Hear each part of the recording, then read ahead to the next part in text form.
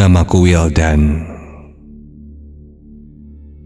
Aku bekerja sebagai seorang desain grafis di sebuah pabrik konveksi yang berada di daerah Bandung Timur.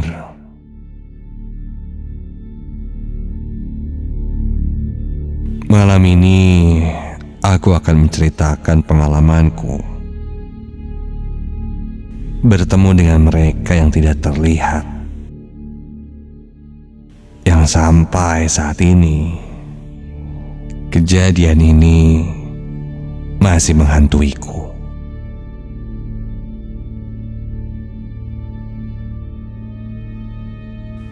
Bisa dibilang jarak rumahku dengan tempat kerjaku terbilang jauh. Itu yang menjadi alasan orang tuaku menyarankan aku agar tinggal dan ngekos saja.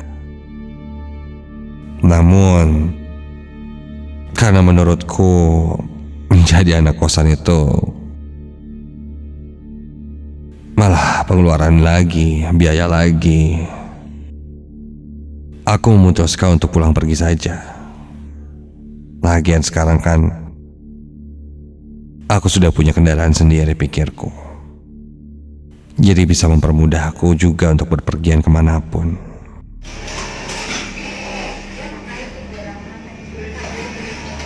Siang itu, pabrik tempatku bekerja sedang dibanjiri dengan orderan yang cukup banyak, yang memaksaku dan teman-temanku di sana untuk bekerja lebih ekstra lagi mengejar deadline.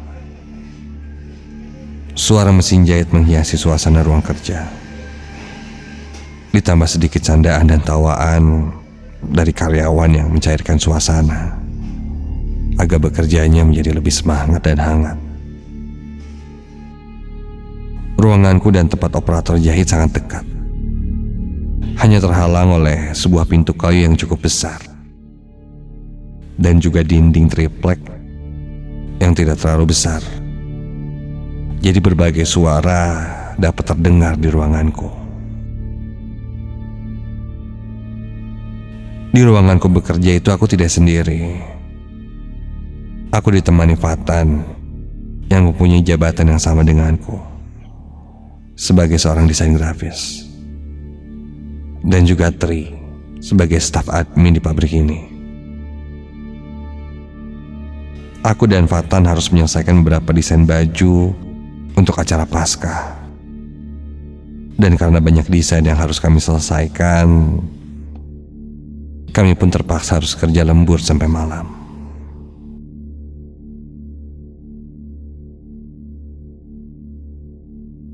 Malam pun tiba. Saat itu ketika jam menunjukkan jam 7 malam, Fatan meminta izin padaku untuk pulang duluan karena ada salah satu keluarganya yang sakit, dan dia pun harus pulang menjenguk katanya.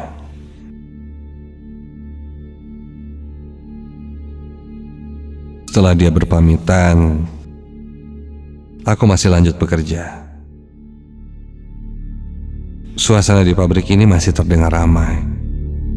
Suara mesin jahit bersaut-sautan masih terdengar, seakan menjadi temanku saat bekerja. Singkat cerita, tak terasa akhirnya semua pekerjaan pun selesai.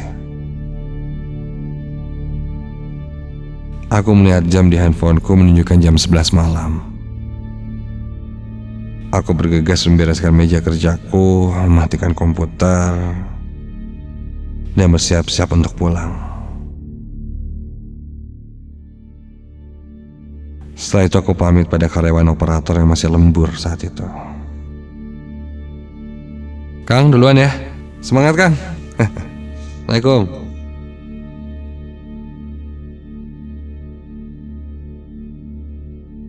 Setelah pamit, aku melanjutkan langkahku ke parkiran, memanaskan motor, dan tak lama kemudian langsung menancap gas menuju rumahku.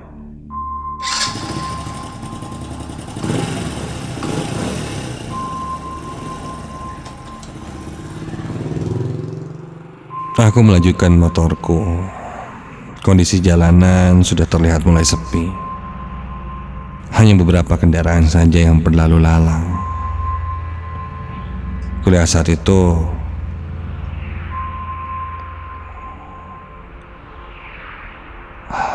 jalan juga agak sedikit basah karena hujan tadi sore.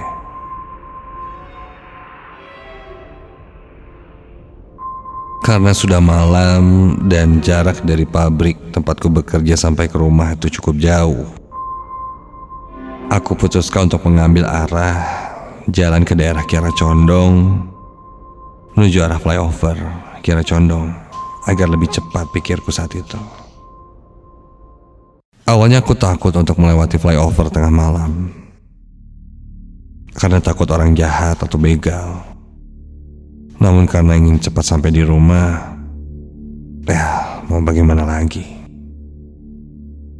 Kulajukan motorku dengan cukup kencang dan sampailah aku di perempatan flyover. Terlihat dari kejauhan, jalanan terlihat semakin sepi. Tak ada satupun kendaraan yang melintas kecuali aku. Setelah lampu hijau, aku pun melajukan motorku ke arah flyover.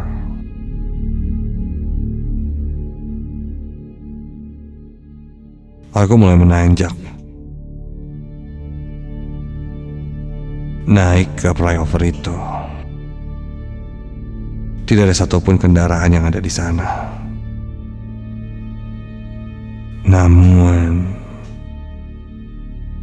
di tengah flyover itu,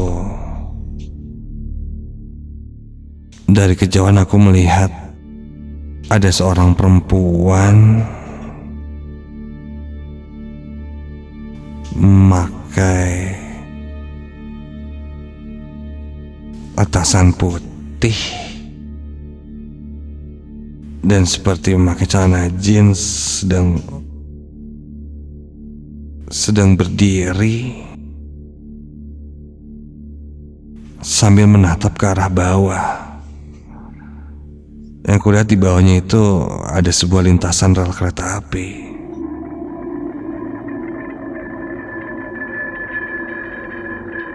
Rambut perempuan itu sebahu dan sepertinya dia terlihat seperti mau meloncat dari atas jembatan itu.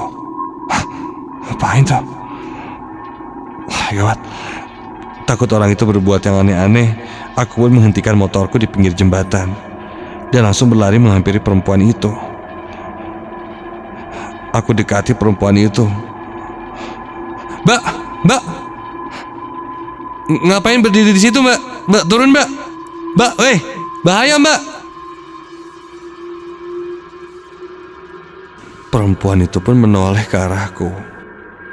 Wajahnya pucat dan terlihat menangis,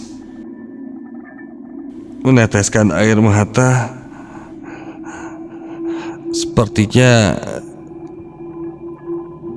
dia stres entah apa. Aku tidak mengerti. Yang jelas posisinya kali ini dia seperti akan meloncat ke bawah.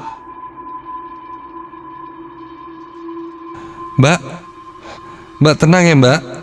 Mari, Mbak, yuk ke pinggir, Mbak. Turun ya, Mbak. Aku coba membujuk dia untuk tidak melakukan hal yang nekat. Semakin dekat untuk menghampirinya, tiba-tiba, astaga!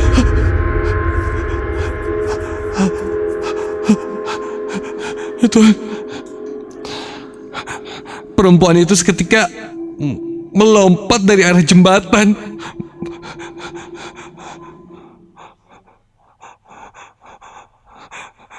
Jantungku berdetak, rasanya mau copot. Refleks aku lihat ke arah bawah jembatan dan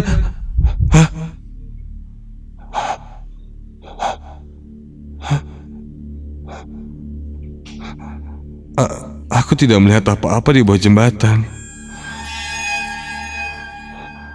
Yang kulihat hanya lintasan rel kereta yang kosong.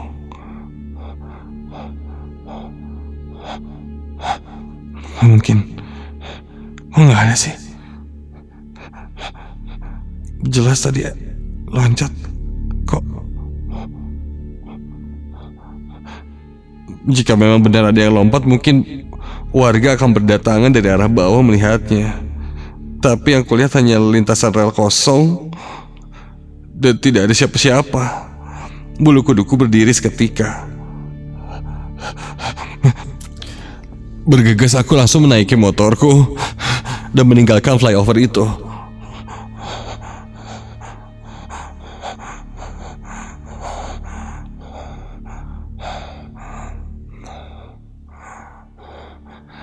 Akhirnya aku pun sampai di rumahku yang berada di Cicadas.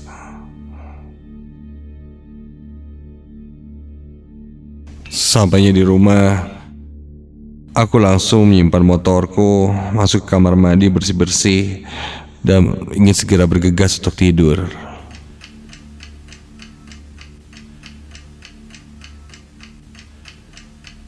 Setelah itu aku langsung mengunci pintu kamarku dan merebahkan badanku di atas tempat tidur. Masih terbayang wajah perempuan yang kulihat meloncat dari jembatan itu. Jika itu bukan manusia, tidak dipungkiri lagi, sosok itu sangat mirip.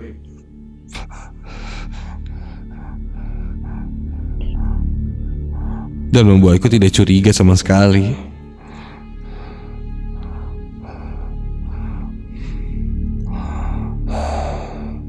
Aku coba hilangkan pikiran-pikiran buruk itu dan mencoba saja untuk tidur. Baru saja aku memejamkan mata, tiba-tiba terdengar suara jendela yang diketuk. Sontak aku pun mencari asal suara itu.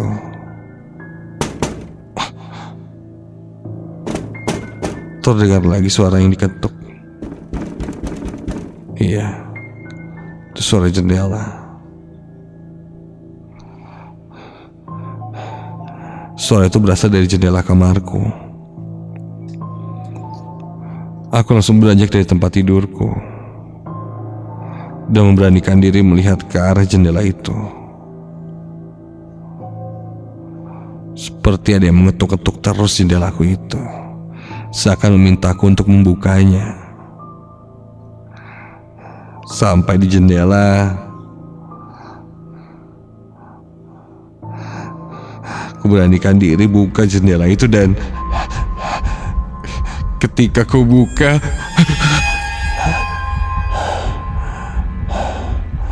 tidak ada apa-apa.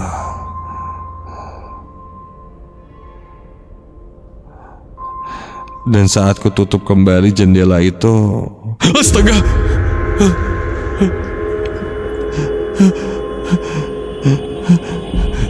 Dari pantulan jendela itu kulihat ada sosok perempuan dengan rambut panjang, dengan wajah yang pucat, sedang duduk di atas tempat tidurku.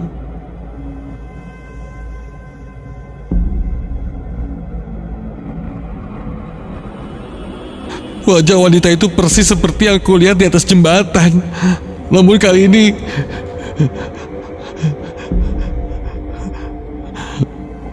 kulitnya lebih pucat. Dan wanita itu menangis, seperti menangis kesakitan. Jantungku berdegup semakin kencang.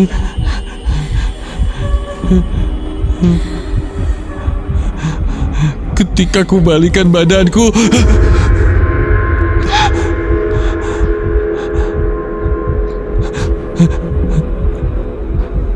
sosok itu sudah tidak ada di tempat tidur.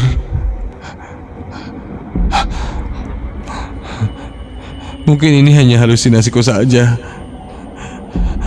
Aku pun segera naik ke atas tempat tidur, menarik selimutku.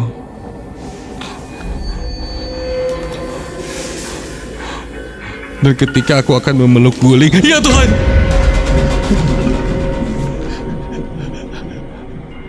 Yang kupikir itu guling yang akan kupeluk, ternyata itu sosok perempuan yang tadi. Kini jelas di depan wajahku. Bola matanya kini berubah menjadi berwarna putih kemerahan. Desakan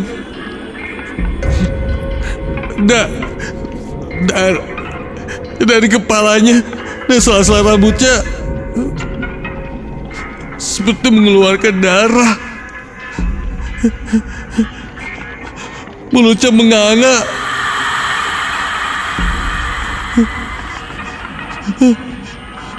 Sambil meringis kesakitan dan berteriak minta tolong. Aku hanya bisa diam melihat sosok itu tepat di depanku. Kututup mataku dan kulafalkan doa-doa berharap sosok itu pergi. Badanku semakin lemas. Aku masih berhafal doa di dalam hatiku.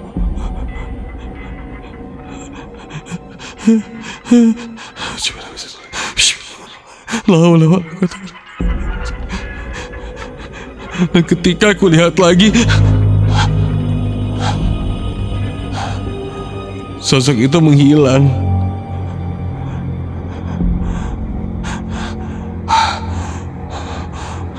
Buru-buru aku keluar dari kamar menuju kamar orang tuaku dan membangunkan mereka.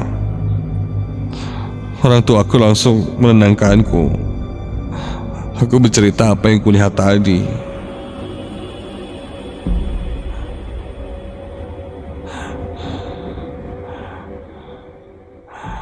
Ibuku berkata mungkin ada yang mengikutiku, sosok yang ada di jembatan itu, dan aku harus mengantarnya pulang ke tempat itu. Namun ayah berkata mungkin aku hanya kecapean dan bermimpi buruk.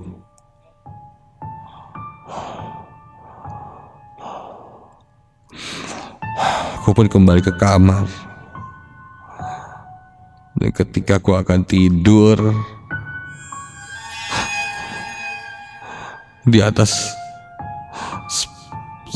spray tempat tidurku itu, kulihat ada satu noda merah yang sudah kering, seperti tetesan darah di tempat perempuan itu kulihat tadi.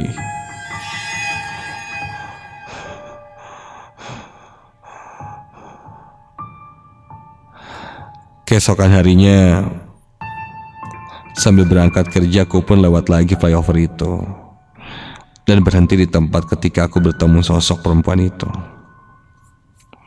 Aku hanya bisa berdoa dan berharap semoga tidak ada yang diganggu lagi. Entah siapa dan apa yang terjadi pada sosok perempuan itu, sampai sekarang aku masih belum mengetahuinya. Dan bahkan aku tidak mau mengetahuinya. Aku pun mendoakan semoga arwahnya bisa disempurnakan. Sejak itu aku tidak berani lagi melewati flyover Kiara Condong itu ketika malam hari.